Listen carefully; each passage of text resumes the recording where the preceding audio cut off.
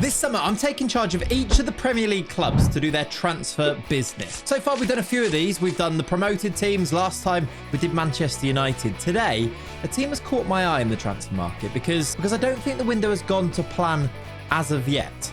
So I've now got a plan to try and put things right at Newcastle. I think it's a really intriguing conversation, so let's jump into it. Come on. All right then, so first of all, let's start with a bit of a disclaimer. When I say that I don't think things have gone to plan for Newcastle this transfer window, I know and acknowledge that it's very early days, and actually they could still go and have a fantastic window. I think we've got a pretty clear plan from Newcastle this summer, and that is a squad that looks a little bit like this. Now, Newcastle fans, I want to hear from you in the comment section of today's video. I love to have these conversations, hear from you guys. You're the fans of the team. You have more of an insight on these things than I do. I try to do my research. I try to look into these things. This is where I think the squad looks as of right now in Eddie Howe's 4-3-3 type system. So I think we've got straight away a bit of a gap at goalkeeper, which I think is quite obvious where that's going to be filled. I'll use one of my transfers up right now and tell you, I think it looks like James Trafford is going to come through the door there, doesn't it? Which means that Nick Pope probably drops down to being a backup. Maybe there'll be a bit of a transition period there because Nick Pope has been a really good servant for you guys. However, he's just not great with his feet. I think that is literally it. He seems like a lovely lad. He is a really good goalkeeper, but his one weakness is playing out with the ball at his feet, isn't he? And I wonder, and you do think signing a young goalkeeper like James Trafford, who's full of confidence, would definitely eventually be an upgrade on Nick Pope there. So I've left the gap in here. And then moving through the team, I could quite easily stick big Dan Burn in here. And Dan Burn has been an amazing servant. And last season, I think, was maybe his best season in a Newcastle shirt, wasn't it? I think that is one thing we are going to have to say as well in today's video. There's going to be rotations. So if I'm not putting a player into the first team squad here, I think that's very deliberate in that Eddie Howe is going to try and build a team that can cope with the demands of Premier League football, Cup football, as well as the Champions League this season. Of course, you're back in the Champions League. Genuinely, I think it's a good thing. I think a team like Newcastle being in the Champions League makes all sorts of sense. I'm coming at this from my perspective as a Liverpool fan as well. And I was at the Carabao Cup final last season, and the Newcastle fans were sensational throughout the whole day and fully deserving of winning that cup in the end, both on the pitch and off the pitch, I thought, on the day. So being in the Champions League, I think it makes a whole load of sense. So I want to go through this team now and then talk about why I think things haven't gone to plan so far and what we can do to still make sure that Newcastle have a really strong summer window. So in defence, as I mentioned, I have left the gap here because I think a central defender will be a target for Eddie Howe this summer. I think somebody to come in and either come in and play alongside Sven Botman, who is a fantastic defender. His only problem is actually getting himself onto that pitch through the injuries that he's had, hasn't he? Either alongside Dan Burn or alongside Botman. I think signing a young, top quality defender will be on the agenda for Eddie Howe this summer. Wing-backs, I think Newcastle are quite well stocked there. You've got Livramento, who really shone at the under-21s tournament this summer, had a fantastic season last year. It's one of those where you do question, how have Chelsea let Newcastle build a back four that includes two really good young English fullbacks who came through the system at their club and are now doing it at a really high level at one of their rival clubs. It's another bit of evidence that Chelsea just don't make a lot of sense as a club, do they? But Livramento and Hall are fantastic fullbacks. I wonder if they need a bit more depth there, Newcastle, something we might touch upon in our window this video. In the midfield, Joelinton, Tonali and Bruno are a fantastic three. They work together fantastically. I think we saw the best of Sandro Tonali last season, which was a big reason why Newcastle ended up finishing third. Could even have pipped Arsenal to finish in second in the end if it wasn't for a few results at the end of the season. Tonali, I think, was a big part of that. I wonder if there is a plan to bring in a midfielder to maybe phase out the Joelinton thing. If there is a plan to become more possession-based and to control the play a little bit more in maybe some of those home games against those teams lower down the league, maybe Joelinton out and somebody a little bit better on the ball in could be the play for Eddie Howe this summer. I think in those away games, though, in those games against Arsenal, those are the ones that stand out for me. Joelinton is so vital in that type of affair. Just his physicality and the way that he bullies the midfield. I mean, we saw that again at Wembley last season. I saw it firsthand, the way that Joelinton can just pick up a game by the scruff of the net and just sort of, like I say, bully people, really. And then in front of him, I've put Harvey Barnes in to start. I know that a lot of the time this will be Anthony Gordon, but I just wanted to kind of acknowledge that Harvey Barnes had a really good end of the season last year. And it's one of those where it's been a slow burner for him. But actually, are we seeing the best of Harvey Barnes in a Newcastle shirt now? I think we might be about to. And I have left a gap on the right-hand side because I know that Jacob Murphy was a superstar last year, and actually I think he proved so many people wrong with his performances. But does he have that top quality? I mean, Jacob, go and prove everybody wrong again. I'd really be here for that, to be honest. However, I do think an extra winger who's going to play on either on the left-hand side or the right, maybe a little bit of versatility in that regard, is definitely going to be a plan for Newcastle this summer. We've seen them already make bids and fail with those bids already in this window, which is why I think it's been a bit of a weird transfer window for Newcastle so far, where things haven't gone to plan. They quite clearly had plans for certain players. Trafford, Alanga, João Pedro. I think they were probably in the mix for Cunha. I think they were probably in the mix for Mbeumo, albeit maybe not quite so seriously, especially in the case of Cunha, which was kind of resolved a long time ago now. But these players, I think, would have been on Newcastle's transfer targets list. And ultimately, at this point of recording right now, they haven't signed any of them, which means, is it a case of going back to the drawing board? Especially in the case of João Pedro, who has signed for somebody else, and Mbeumo is about to sign somebody else. Will they go back for Alanga? Will the price get a little bit too steep for them? And will they look for alternatives? These questions are the questions we need to answer in today's video, isn't it? And yes, Newcastle fans, I will address it.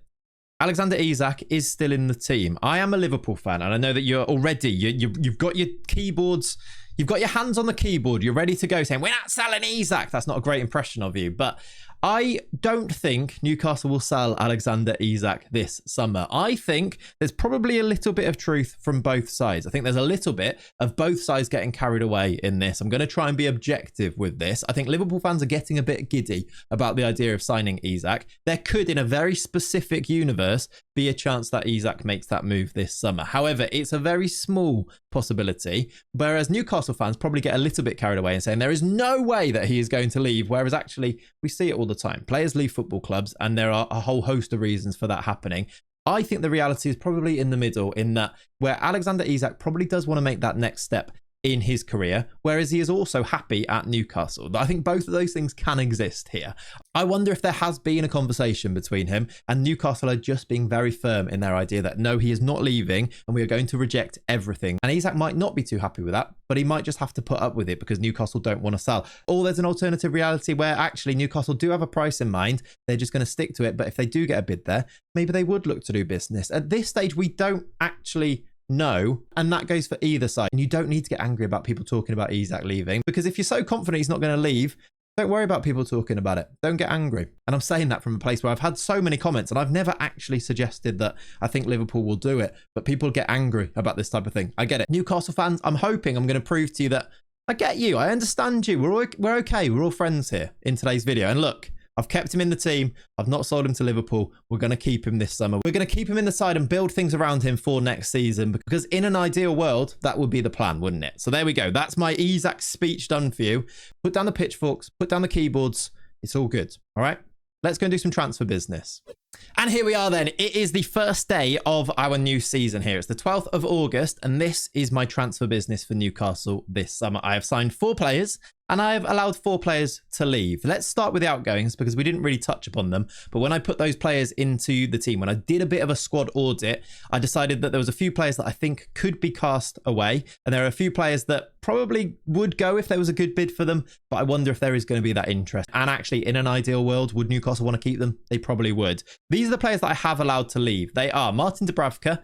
I've allowed him to go on a free transfer just because I couldn't really think about any type of fee that anyone would pay for him. He is still in contract, but I've done it for free. He's gone to a Saudi team. I think there has been some interest in him from Saudi teams when I was looking, so I feel like that is a move that could happen. I've also allowed another goalkeeper to go in Vlachodimos, who has gone to Anderlecht on loan. Again, very tentative links to him in the media this summer. So a loan move there. It would mean that actually Newcastle are left with 2 goalkeepers, but I'm sure there's somebody that can come in and be that third choice. Maybe they'd make a homegrown third choice signing if it came to this point. Similar to the way that Liverpool have brought in Freddie Woodman, which actually would have made a lot of sense for Newcastle, considering he was at the club earlier in his career, wasn't he? But something like that could actually fill that void if it came to it, but I've not done it in today's video, basically. Finally, I've also allowed Matt Targett to go to Leeds. I think they might be in the market for him. There are some links to him as well. About £5 million. It hasn't really worked for Newcastle. It's maybe one of those where Newcastle have slightly outgrown the signing of Matt Targett in the way that they've gone. Lewis Hall has come in and been so good there. If he does go, is there a need for another left back to be brought into the squad? Perhaps can Dan Burn cover there? Could Sven Botman cover there if you really needed him to? I'm not sure they'd want to do that, but perhaps. I've not done it. But again, these are the conversations that I want to have with you to sort of acknowledge that if things go this way in the market, there might be additional moves on top of what I've done. I'm trying to keep it quite realistic. So actually doing everything isn't usually the case in the market. So I don't want to do 8 signings in, 8 players out, because actually it doesn't always fall that way. Less is usually more for these Premier League clubs in the transfer windows, unless you're Forest. So I've kind of erred on that side of things, if you like. The final one is that I've allowed Sean Longstaff to go to Everton, £12 million, especially if Newcastle sign a new midfielder this summer. I think he will just continue to slip down that pecking order. And he's been such a fantastic player for Newcastle over the years. Is he just lacking in that little bit of quality? Could I see him going into a David Moyes team and being really good there? I sort of can. I think he's the type of player that Moyes would actually want. So £12 million would be a decent return for him. I could see him making that move. And it is linked this summer as well, isn't it? So £17 million, it's not a lot of money, but I don't think there's a lot of value in that Newcastle squad for players to go out and sell them on. And I think the plan would be to try and keep as many of the players there as possible anyway. Instead, though, they have spent £177 million. Newcastle this summer, for the first time in a while, it feels like, in a position where they can go and spend money and they don't have loads of PSR concerns hanging over their heads. So I do expect them to go and spend a fair bit. It might be 3 players. Hopefully, for the sake of you Newcastle fans, it will be 4 players. I have signed James Trafford to be our goalkeeper. I think this one is just going to happen, isn't it? I think it's pretty much done. You saw Nick Pope messaging him on Instagram saying, see you soon, Shagger. So you feel like this one is probably going to go through. So I've brought him in. I wonder if it will be slightly north of £30 million. I've gone for £32 million here in the game today.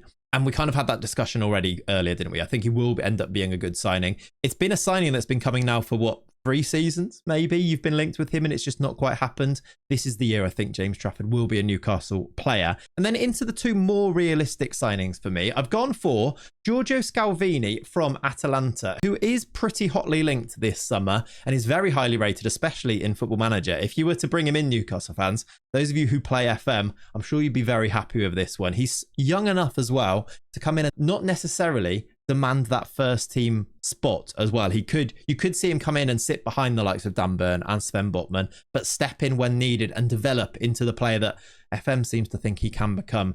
Also, his price for me doesn't seem too bad for such a highly rated young player. Between 40 and 50 million pounds feels like the right type of price range for a player of his quality. So I could definitely see this one happening. There was a bit of talk earlier in the summer about Newcastle going for Premier League proven players, but I wonder if there might be a little bit of a mix of somebody like Scalvini to come in. An alternative, Antonio Silva is linked as well. I could see that one. I could only see maybe one of the 2 coming in. So I've gone for Scalvini. And like I say, I don't necessarily think he'll straight away start in the team, but I think he would be a really good option in that back 4, especially because of Sven Botman's injury issues that he's had in the past few seasons. And also with the likes of Jamal Lascelles struggling with injury and not quite back yet, etc., etc. Then I've gone for Anthony Elanga. I think this one will get done. I think this one becomes more likely to actually happen in light of the João Pedro situation. He's gone to Chelsea instead of Newcastle, João Pedro, and I wonder if it was one of the 2, or it might have been both of them. But I think missing out on targets, in Buemo, if you wanted to link him as well earlier in the summer, I think missing out on these targets means that maybe they just will spend that little bit more money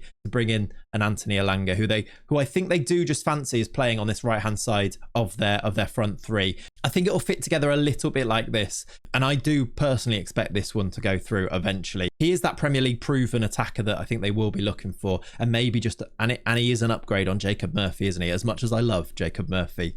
Finally, now this one has actually been linked quite a lot IRL since I actually did this in the game. Harvey Elliott to Newcastle to me makes a lot of sense, especially since João Pedro decided not to go to Newcastle. Harvey Elliott, who has excelled at the Under-21s tournament this summer, who is available on the market for about £40 million, who is going to want to play Champions League football, I think. There's a lot of links for him to go abroad because of Champions League football. I think Newcastle are one of the only teams that might want to bring him in that can offer that Champions League football. So I think if Newcastle came to the table with a bid, I think he'd jump at it. I feel like he'd fit in quite nicely there. I think this is a link that I thought I came up with when I did this. However, there's been loads of links to him since I actually did this in the game. And I think it does just make a lot of sense. I wonder quite where he's going to fit in. But I had the same question about João Pedro. Where would João Pedro play in this Eddie Howe system? Would you play him off the wing, or would he come in and be a striker, or would you actually switch it a little bit so that in this midfield it's Tonali and Bruno, and then you evolve this Joel Linton role a little bit for certain games, and then it becomes more of a number 10 in quite a flexible 4-2-3-1, 4-3-3 system. You see that a lot with teams these days. Liverpool employed something similar with Dominic Szoboszlai last season, where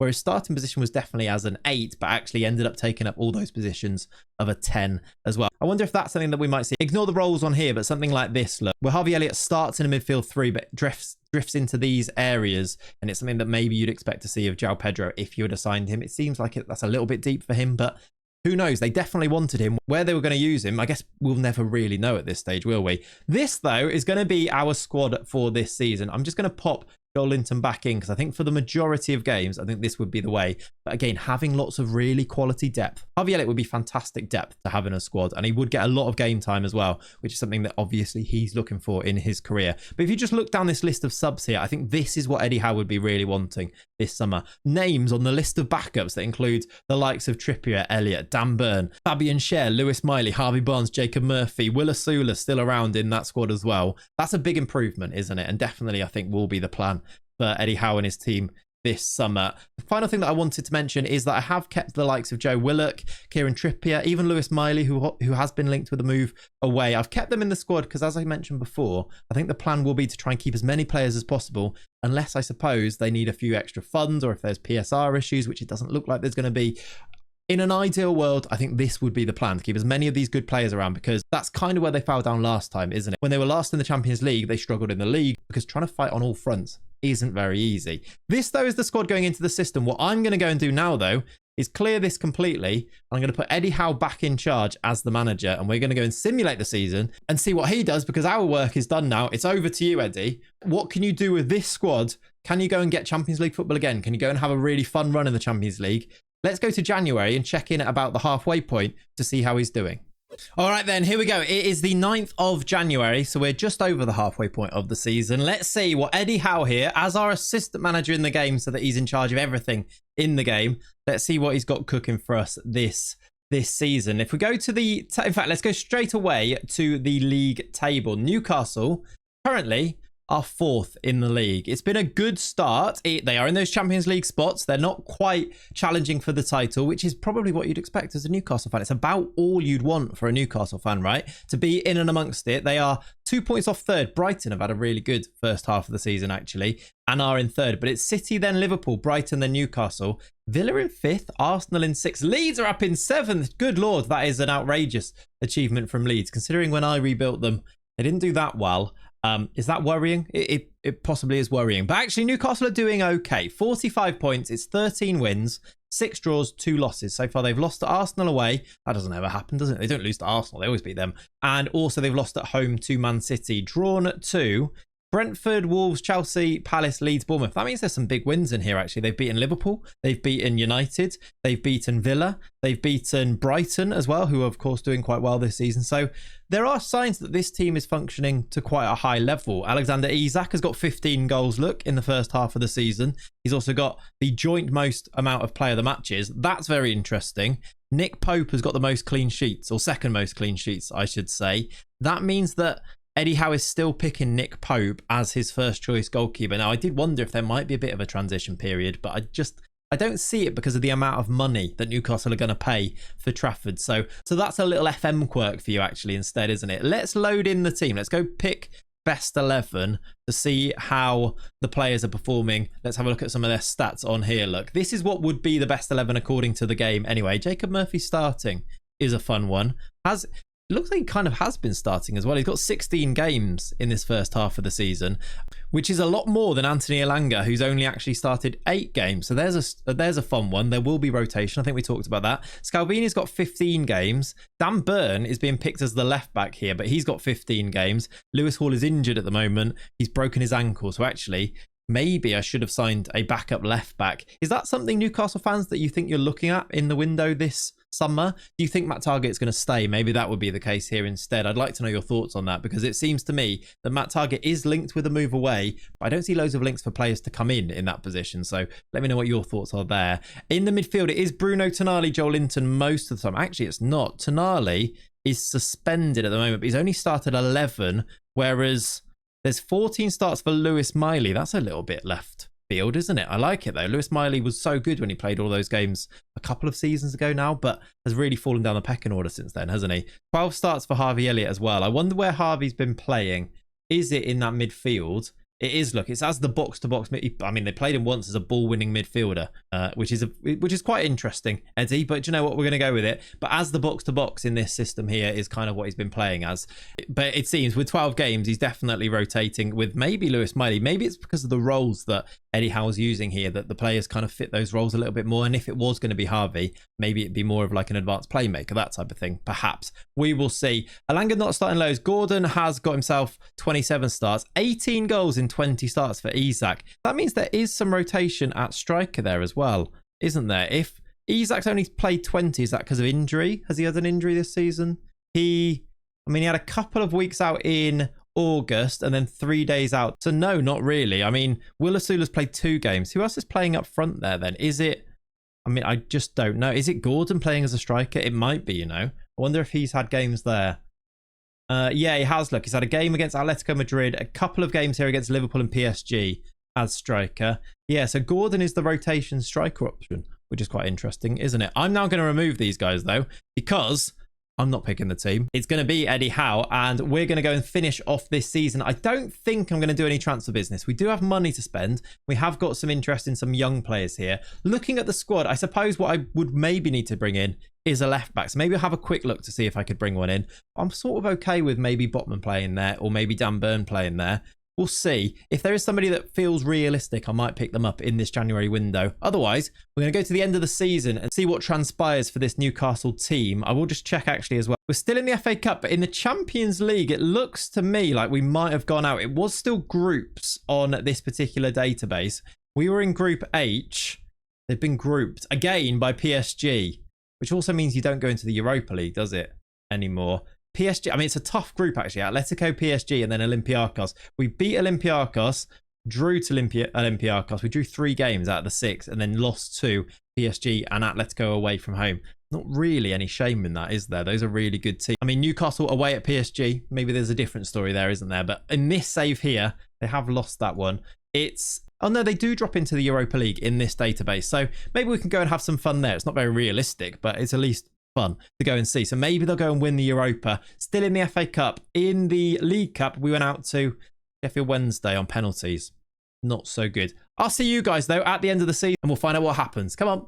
Okay, then, here we are at the end of the season. It's the 20th of May, and the season has been completed, and this was the run of form for the second half of that season. You will see at the top, Newcastle have finished 5th, which should be enough for Champions League football. However, they've dropped out of the top 4 on the final day of the season here. They lost to West Ham, whereas Arsenal won and leapfrogged them literally on that final day of the season to drop them into 5th. Now, I think it's going to be okay because I think it will be Champions League football again for next season. Newcastle fans, tell me, what do you want from Newcastle this year? Do you want them just to get themselves back in the Champions League? I think back-to-back Champions League qualification is really, it cannot be understated, I don't think, because it really says to players, come and play for us. We're always in the Champions League. Not just sometimes, not just for an odd year, but actually we are a Champions League team. I think it would be so important. And it looks like we've managed to do that in today's save, albeit eventually once it all gets sorted out in the wash. But 5th place in real life was a Champions League position this season, wasn't it? So we're going to go with that. It's an okay season. They didn't win that cup, which maybe Newcastle fans, have you got a bit of a hunger to go and do that again after last season? Probably, I'd say. But it was an okay season. I'm going to check how they did in those cups as well. They have not won the Europa League. They went out in the round of 16 to Porto. They beat Sigma Olomouc in the knockout playoff round, 7-0 on aggregate. And then, that's a bit of a shame, isn't it? Winning 3-1 at home, lost 4-2 away. Cristiano Ronaldo scored 4 goals for Porto.